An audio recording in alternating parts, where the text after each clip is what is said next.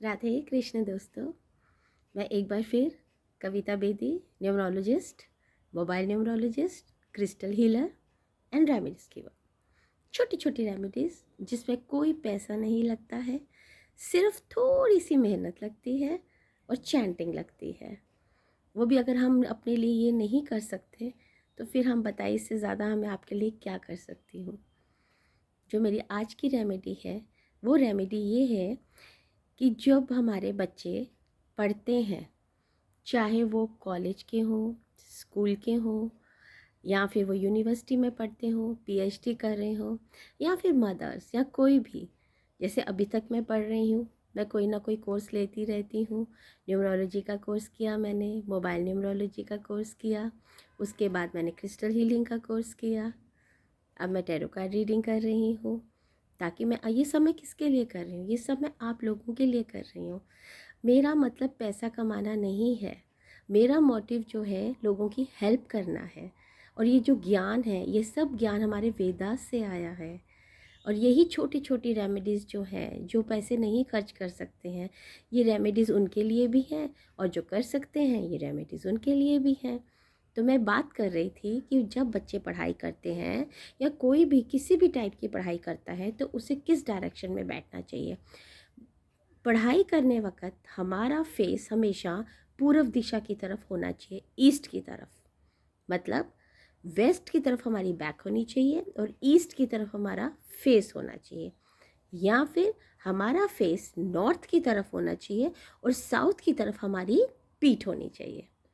I repeat, east and north की तरफ हमारा फेस होकर हम वहाँ पे स्टडी करें। मीन्स फेस हमारा नॉर्थ की तरफ या ईस्ट की तरफ होना चाहिए। उससे क्या होता है, हमारा फोकस बना रहता है, कंसंट्रेशन बढ़ती है, हमें चीज़ें समझ आनी शुरू हो जाती हैं। बस इतना सही तो करना है। दूसरा रेमेडी, दूसरी रेमेडी ये है मेरी सिस्टर्स के लिए, मेरी बहनों के लिए, मेरी माताओं के लिए। ये देखा गया है कि जिस घर में स्टोरेज होती है ना, मतलब जैसे कि हम कहते हैं कि चलो, मेरी भी आदत थी, क्योंकि जब मुझे पता चला तो मैंने आपसे हमेशा एक बात बोली है, जब पहले मैं उस चीज़ को आजमाती हूँ अपने ऊपर, मैं कैसे पास ऑन कर दूँ। मेरा मन इस बात की, मेरी गट फीलिंग मुझे नहीं अलाउ करती है कि जो चीज़ मैं इधर से उठाई और मैंने आपको पास ऑन कर दी, वो चीज़ पहले मैं एक्सपेरिमेंट अपने ऊपर करती हूँ। मैं उस एक्सपेरिमेंट को 10 दिन, 15 दिन, 1 महीना देखती हूँ कि वाकई फ़र्क पड़ा है, तभी मैं आपको पास ऑन करूँ। इस तरह से तो गलत हो जाएगा ना, ये तो एक लालच हो जाएगी, ग्रीड हो जाएगी, भी मुझे व्यूज़ मिले या मेरे को जो है सब्सक्राइबर्स बढ़े। दिस इज़ रॉन्ग थिंग, मैं ये काम नहीं करती हूँ। I am God loving, not God fearing, God loving. वो मुझे बहुत प्यार करते हैं, मैं उनको बहुत प्यार करती हूँ। जब आप कोई गलत काम करेंगे नहीं तो गॉड आपको क्यों करेंगे, क्यों आपको पनिश करेंगे। ये तो पेरेंट्स भी पनिश करते हैं ना अपने बच्चों को। जब आप गलत बात करेंगे ही नहीं तो गॉड क्यों पनिश करेंगे, इतनी सी बात तो आप सोचिए ना। तो कहने का मतलब ये है कि ये मैंने अपने ऊपर टेक्निक देखी है, एक्सपेरिमेंट करके देखा है, तो ही मैं आपको ये फॉरवर्ड कर रही हूँ। तो मैं अपनी माताओं और बहनों को ये कहना चाहती हूँ कि हमारी आदत होती है कि हम स्टोर कर लेते हैं चीज़ों को, कि अभी थोड़ा सा सामान रह गया है, जैसे हमारी हाफ़ केजी दाल और हाफ़ केजी रहे, चलो ऐसे करते हो राशन ला के हम ताकि एडवांस में रख लो, ठीक है, ख़त्म होने पर ही नहीं लाओ, तो ये चीज़ें एडवांस में ला के निकाली और कर ली, बहुत अच्छी बात है। लेकिन ये चीज़ें आपको किचन में स्टोर नहीं करनी है। खाने की चीज़ें भी और कोई और सामान भी आपको किचन, जैसे आजकल पेंट्री कहते हैं ना, किचन के साथ ही बना लो, वहीं से उठा लो, वो चीज़ क्या हमारे पिछले ज़माने में हमारे नानी दादी की ये चीज़ें थी? नहीं थी। वो किचन से दूर एक स्टोर होता था, वहाँ पे चीज़ें मतलब स्टोर करते थे या डंप करते थे, वहाँ से चीज़ें उठा उठा कर किचन में लाके यूज़ करते थे। तो इससे क्या होता है कि अगर हम किचन के साथ स्टोर हाउस बनाते हैं, किचन का पेंट्री बनाते हैं कि चलो दालें वगैरह, खाने की चीज़ें, बिस्किट्स वगैरह, कोल्ड ड्रिंक्स वगैरह हम वहाँ पे रख लेते हैं, टाइम आने पर हम उसे निकाल लेंगे।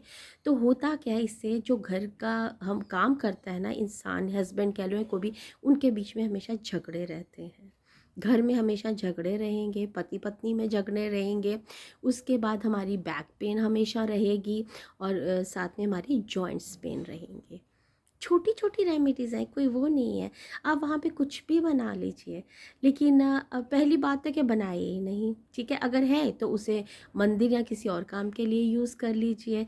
तो आज ही आप ऐसे कीजिए, सारा सामान उठाकर आप अपने स्टोर रूम में ले जाइए, किचन के साथ ये सामान मत रखिए। तो अगर हम अपनी हेल्थ इश्यूज़ में छोटे छोटे करके रेमेडीज़ करके अगर हमारा अच्छा हो सकता है, गो फॉर इट। और मैं मोबाइल न्यूमरोलॉजिस्ट भी हूँ। हमारी मोबाइल में जो नंबर होते हैं वो हमारे ग्रहों के बारे में बताते हैं, क्योंकि 1 to 9 जो है हमारे ग्रह हैं, और यही हमारे मोबाइल में नंबर्स होते हैं। 1 नंबर सूर्य का होता है, 2 नंबर मून का होता है, इसी तरह से 8 नंबर शनि का होता है, 9 नंबर जो है वो मंगल देव का होता है, 6 नंबर जो है वो शुक्र का होता है, 7 नंबर केतु का होता है, 4 नंबर जो होता है वो आपका राहु का होता है। इसी तरह से जो ये नंबर है, ये सब नंबर हमारे मोबाइल में होते हैं और ये हमारे ग्रह हैं। और कोई भी नंबर अगर हमारा 1 2 से ज़्यादा है, जैसे कि आपके नंबर में 6 3 बार आ गया, ठीक है, 2 बार आया, 1 बार आया, इट्स ओके, चल जाता है। लेकिन 6 3 टाइम्स आ गया, किसी के मोबाइल में 7 3 टाइम्स आ गया, हम कहते हैं ना excess of everything is bad.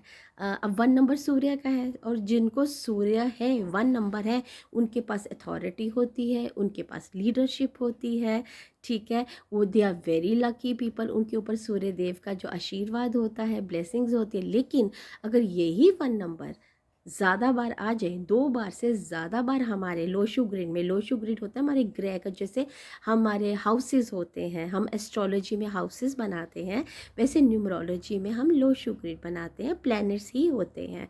तो उससे क्या होता है, जब कोई नंबर ज़्यादा आ जाता है, हम कहते हैं excess of everything is bad, बहुत जो ज़्यादा चीज़ हमें मिल जाए तो वो गलत होती है। तो वो जो 1 नंबर है वो सूर्य का है, वो जला भी सकते हैं, आपके साथ गलत भी हो सकता है। चाहे नंबर 3 जो है वो ज़्यादा 12 जो वो गुरु का नंबर है, जो हमारे देव गुरु हैं वो उनका नंबर है, उनकी ब्लेसिंग्स तो बहुत अच्छी हैं। लेकिन अगर वो ज़्यादा आ जाए तो वो भी गलत है, इंसान में ईगो आ सकती है, घमंड आ सकता है। ये जो नंबर हमारे मोबाइल के नंबर होते हैं, ये 1 to 9 नंबर जो होते हैं, ये नंबर हमारे ग्रह ही होते हैं। तो किसी ग्रह का ना होना, अब हर नंबर तो हमारे मोबाइल में होता नहीं है, आप समझ रहे हैं मेरी बात को। तो उससे क्या होता है कि नंबर ना होने का मतलब उस ग्रह की ब्लेसिंग्स हमारे साथ नहीं है। हम सारा दिन अपने साथ मोबाइल लेकर चलते हैं, ठीक है, और वो जो ग्रह हैं, जो नंबर हैं, वो प्लैनेट्स हमारे साथ साथ चलते हैं। जो नंबर हमारे मोबाइल में नहीं है, तो उससे क्या होता है, हमें उनकी ब्लेसिंग्स नहीं मिल रही है। उसके लिए हमारे को छोटी छोटी रेमेडीज़ हैं, और ये न्यूमरोलॉजी का भी पार्ट है। इसमें आपकी न्यूमरोलॉजी भी हो जाती है, आपका लाइफ पाथ, आपके लकी नंबर्स, आपके अनलकी नंबर्स कौन से हैं, और उसके बाद आपके वॉलपेपर, आपके मोबाइल पे कौन सा वॉलपेपर होना चाहिए जो लकी है, आपके मोबाइल में कौन सा जो है नंबर्स होने चाहिए, आपका टोटल क्या है। जब आपने मोबाइल नंबर को टोटल करते हैं, अगर आपका वो मोबाइल नंबर टोटल जो है आपके 9 आ रहा है, ठीक है, आपका मोबाइल टोटल अगर 9 आ रहा है, और वो 9 आपका जो लाइफ पाथ है, आपका लाइफ पाथ नंबर क्या है, आपका डेस्टिनी नंबर क्या है, आपका डेस्टिनी नंबर है अपनी डेट ऑफ बर्थ को, मंथ को और ईयर को, साल को जब आप प्लस करते हैं ना, तो वो आपका डेस्टिनी मीन्स जो आप ऊपर से लिखवा कर लाए हैं, जो होना ही होना है।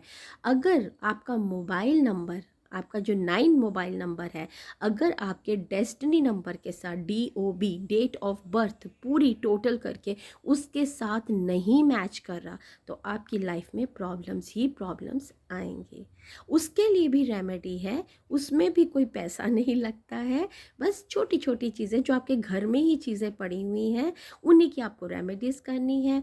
जैसे कि ग्रह है, वो वुड का एलिमेंट है, ठीक है, वुड एलिमेंट है, तो आपको वो उस प्लैनेट की ब्लेसिंग्स नहीं है, उस नंबर की ब्लेसिंग्स नहीं है आपके पास, कुछ भी नहीं करना।